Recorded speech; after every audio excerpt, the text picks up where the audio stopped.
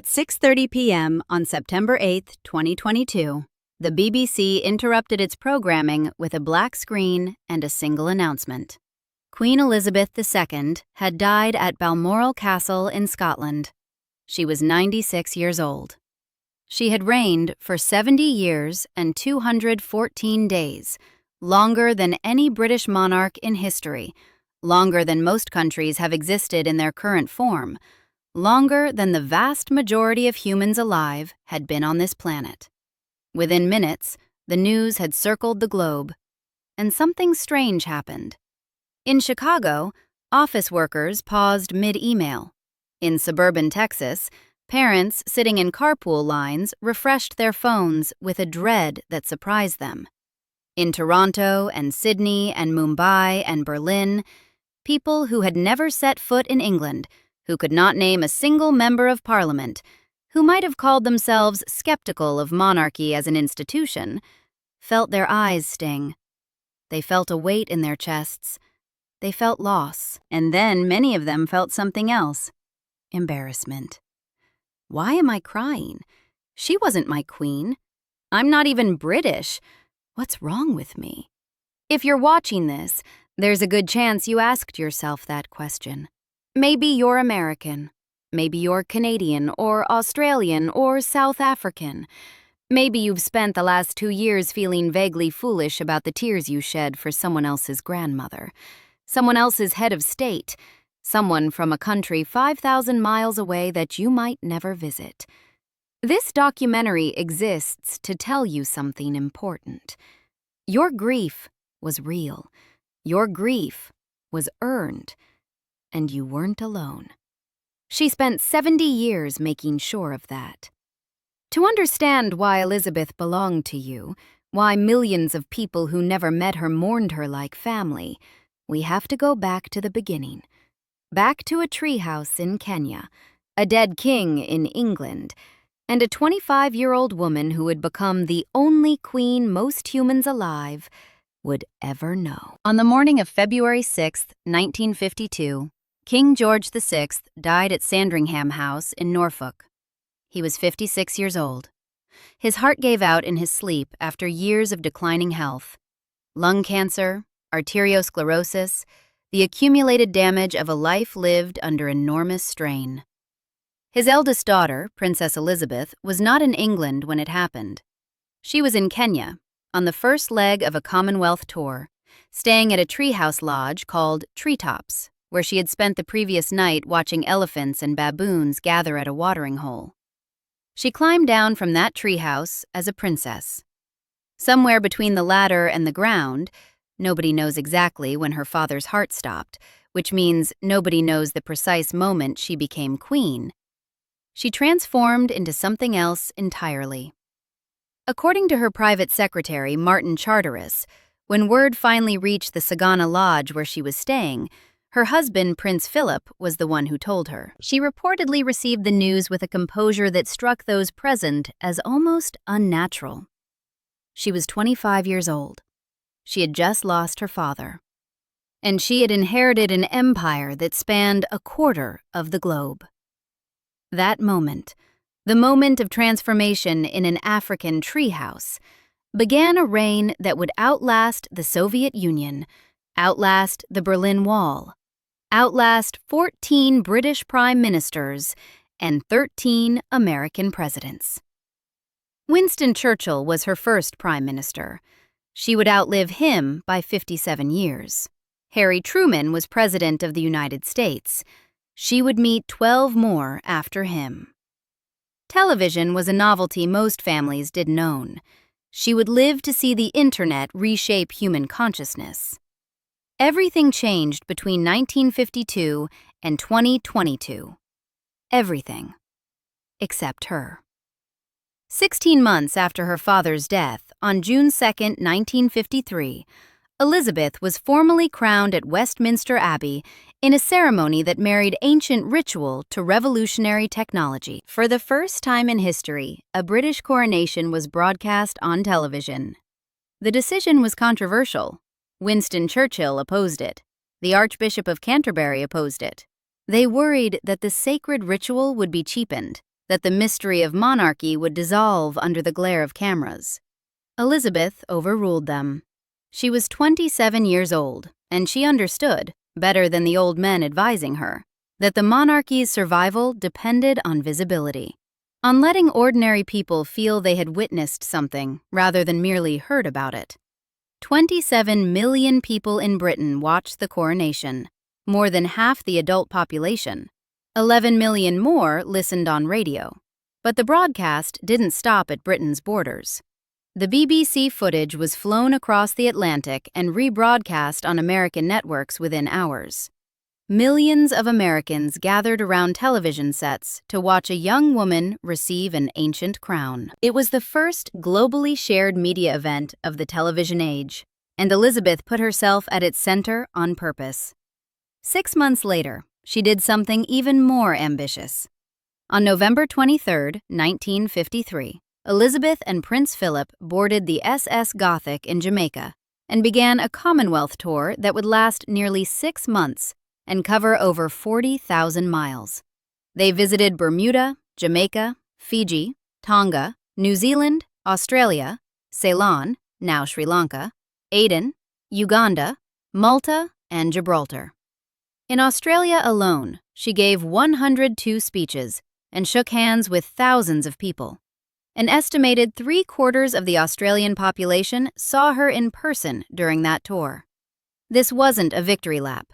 This was strategy. The British Empire was transforming into the Commonwealth of Nations. Colonies were gaining independence. The old relationships of domination were evolving into something new. Voluntary associations, symbolic connections, shared history without shared governance. Elizabeth understood that her role in this new arrangement depended on presence, on being seen, on making the people of these distant nations feel that they still mattered to her, even as the constitutional ties loosened. She kept coming back. Throughout her reign, she visited more than 100 countries. She made more state visits than any monarch in British history, and she paid particular attention to the nations that might have had the most reason to resent her. In 1961, she visited Ghana, just 4 years after it had become the first sub-Saharan African nation to gain independence from Britain. President Kwame Nkrumah was a complicated figure, an anti-colonial revolutionary who had spent time in prison under British rule, now leading a nation finding its own way. The British government worried about Elizabeth's safety. Some advised her not to go. She went anyway. And at a state ball in Accra, she did something that made headlines around the world. She danced with Nkrumah, a white queen and a black president, on a dance floor in a nation that had fought for its freedom from her grandfather's empire. The photograph became iconic. It signaled something about what Elizabeth thought the Commonwealth could become, not a remnant of empire, but a genuine family of nations, bound by choice rather than conquest. Harold Macmillan, the prime minister at the time, later said the image was worth 100 battleships in terms of its diplomatic impact. But Elizabeth didn't do it for diplomacy, or rather, she understood that the best diplomacy was simply showing up, treating people with respect, letting them see that she saw them as equals. Let me tell you something that might not hit you until I say it out loud. None of us will ever say queen again.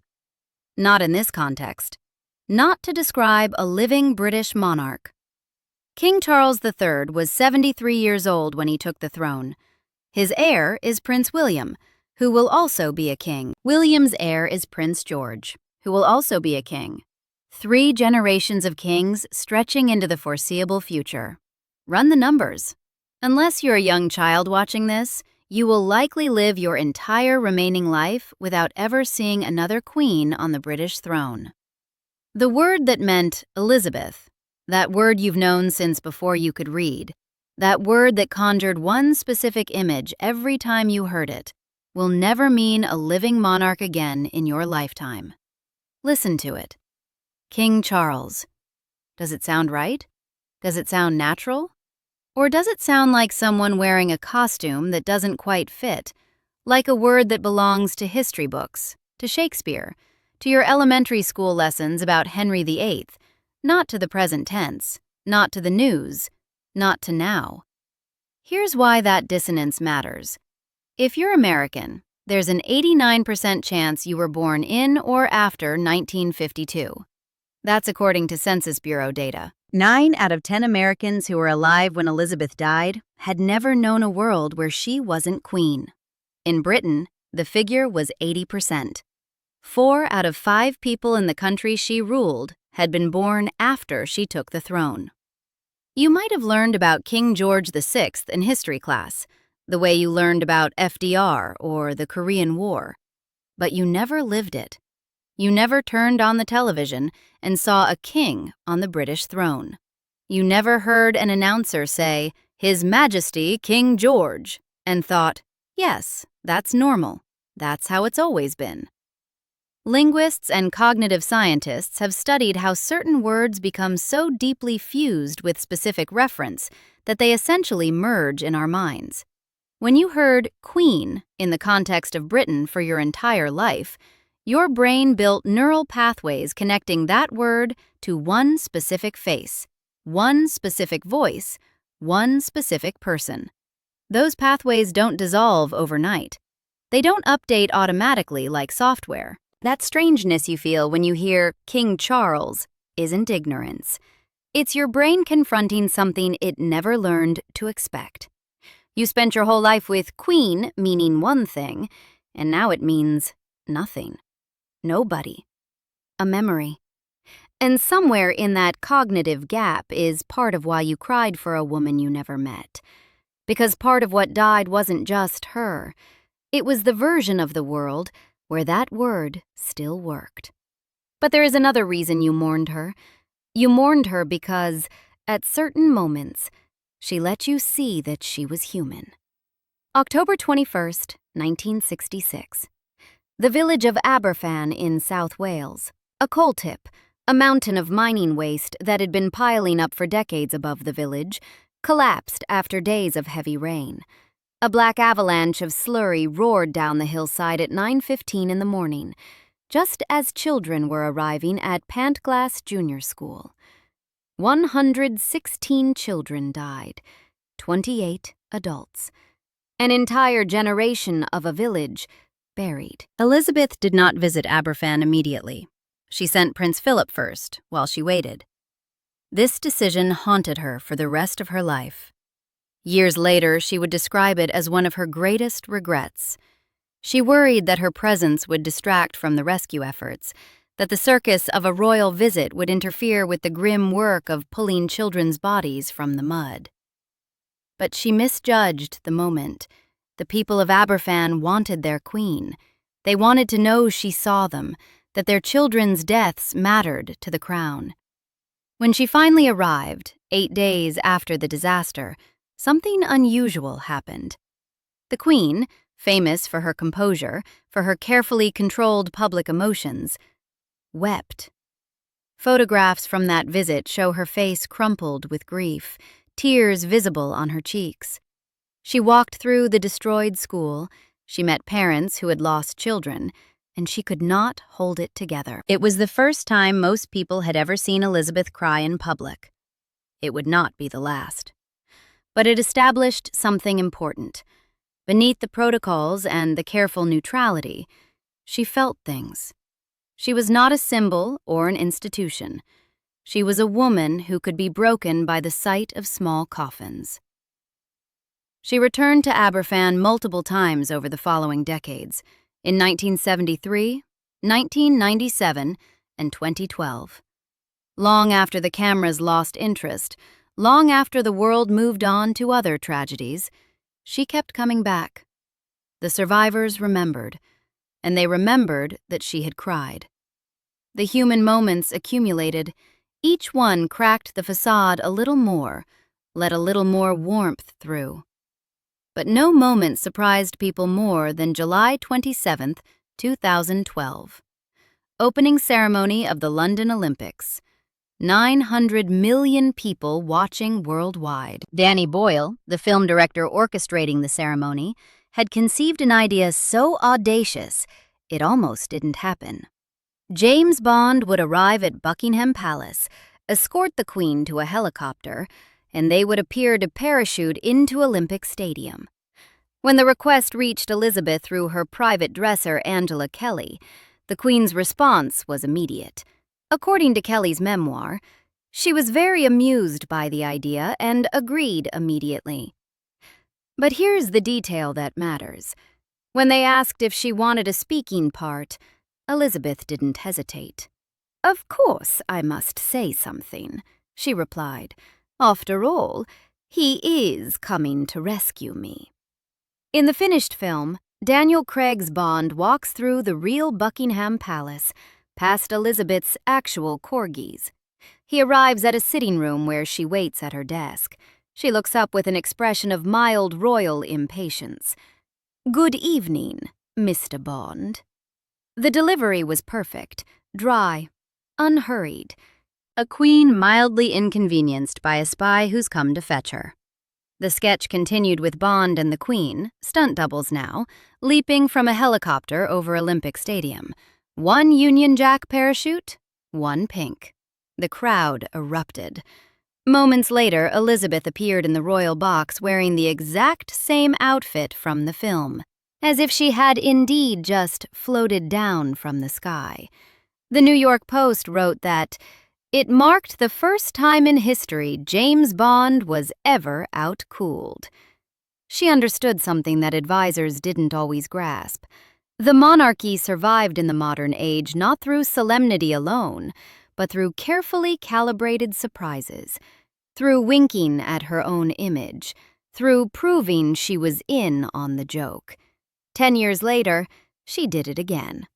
June 4th, 2022. Platinum Jubilee Concert. 70 years on the throne. Her final major public appearance. They paired her with Paddington Bear.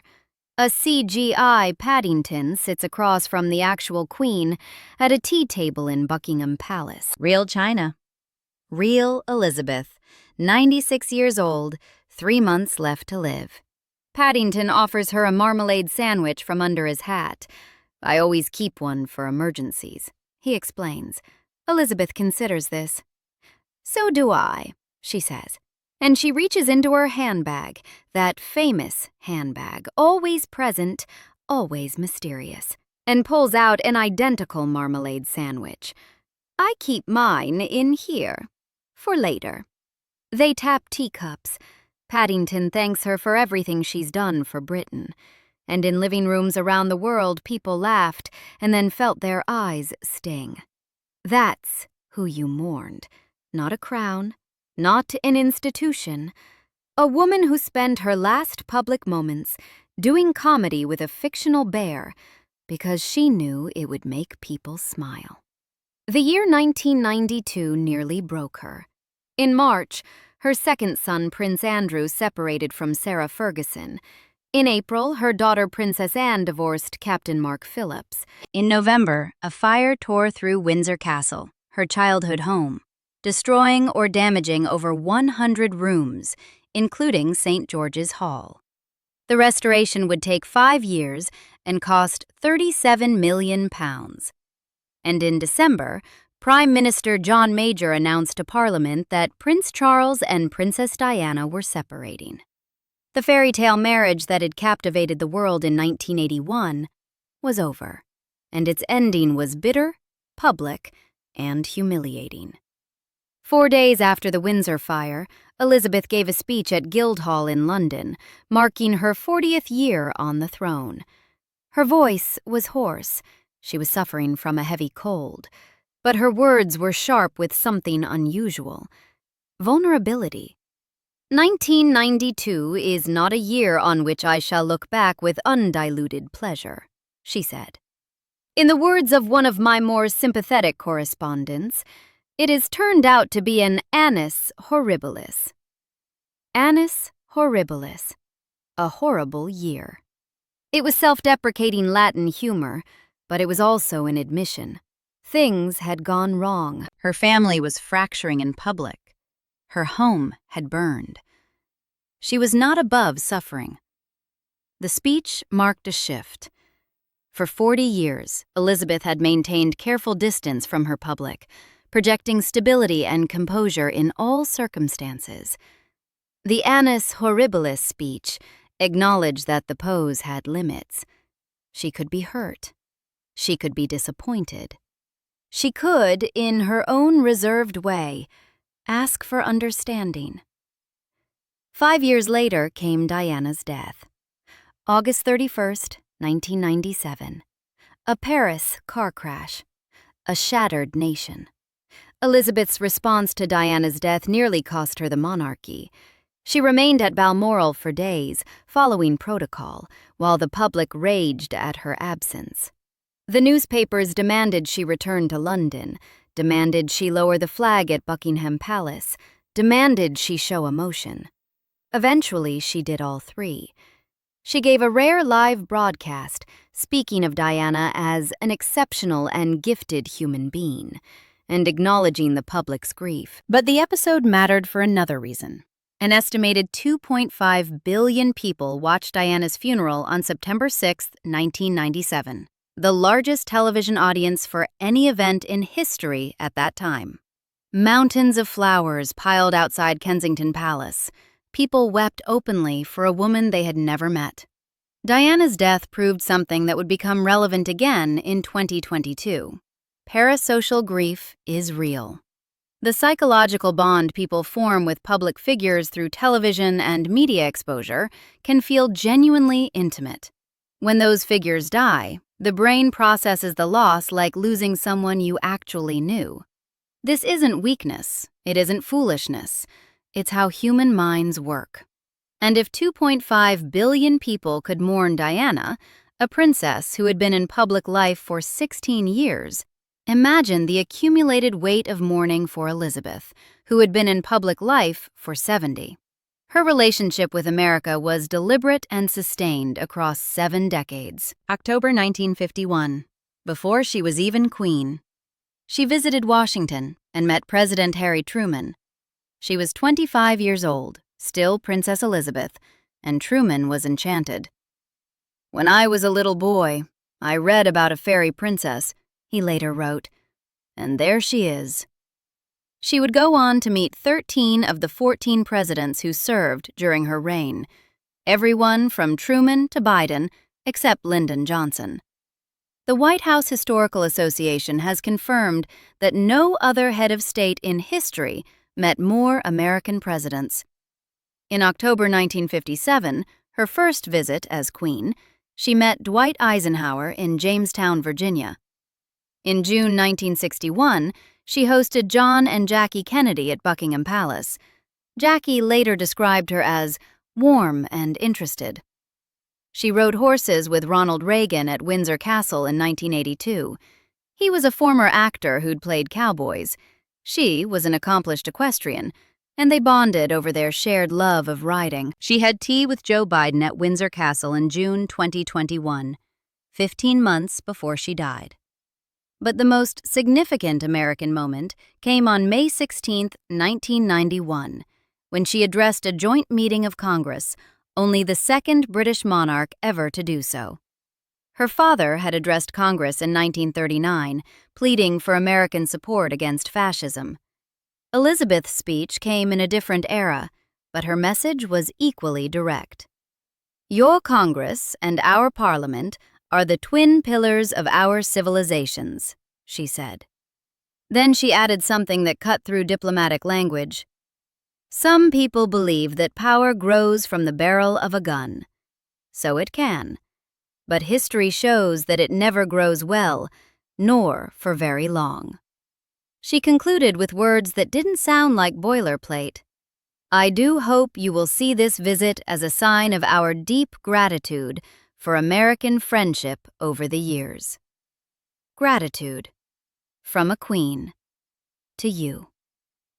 September 19, 2022. The funeral. It was broadcast in essentially every country on Earth. Every major American network carried it live, even though it began at 6 a.m. Eastern, 3 a.m. in Los Angeles. People set alarms. They woke in darkness. They made coffee or tea and sat in their living rooms, alone or with family, and watched. They watched the procession wind through London, watched the coffin draped in the royal standard, watched a nation and a world say goodbye. One viewer posted something I cannot stop thinking about. Her mother died the same day as Elizabeth, September 8th, 2022. 2 deaths in one day. 2 well-respected ladies went home, she wrote. Her private loss and the public loss became intertwined. Each gave the other a shape. Each made the other speakable. That's what communal mourning does. It creates a container. It gives you permission to feel something you might have been embarrassed to feel alone. When millions of people around the world were grieving the same person at the same moment, your own grief, whatever its source, became part of something larger. You weren't alone in your living room crying for a stranger. You were part of a global wave of loss. And that loss was real. You didn't imagine your connection to her. She spent 70 years building it. Every Christmas broadcast, every state visit, every carefully chosen moment of humor or vulnerability, she was reaching through the screen, making sure you felt included. Making sure that when the moment came, you would know you had the right to grieve. So let me say what you may have needed to hear for 2 years now. She was your queen, too. Not because you believed in monarchy, not because you thought the institution made sense, not because you could explain to anyone why you were upset. She was your queen because she had been there, in the background, for your entire life. Because she waved at cameras knowing you might be watching. Because she addressed your Congress and met your presidents and spoke to you every Christmas in that measured, steady voice. Because she danced with Kwame Nkrumah and wept at Aberfan and deadpanned opposite James Bond and shared marmalade sandwiches with a fictional bear. She was your queen because constants are rare. Because 70 years of anything is extraordinary. Because when something that permanent disappears, you feel the absence whether you meant to or not. The word king belongs to history books now. Charles, William, George, kings stretching into a future most of us will see. But queen? Queen was her. Queen was always her. And none of us will ever say it the same way again. Wherever you were on September 8th, 2022, whatever country, whatever time zone, whatever your beliefs about crowns and thrones and inherited power, you were allowed to grieve. You were allowed to cry for a woman you never met, who lived 5,000 miles away, who belonged to a country that isn't yours. She spent 70 years making sure you felt included. The least you can do is let yourself miss her. Subscribe for more stories like this.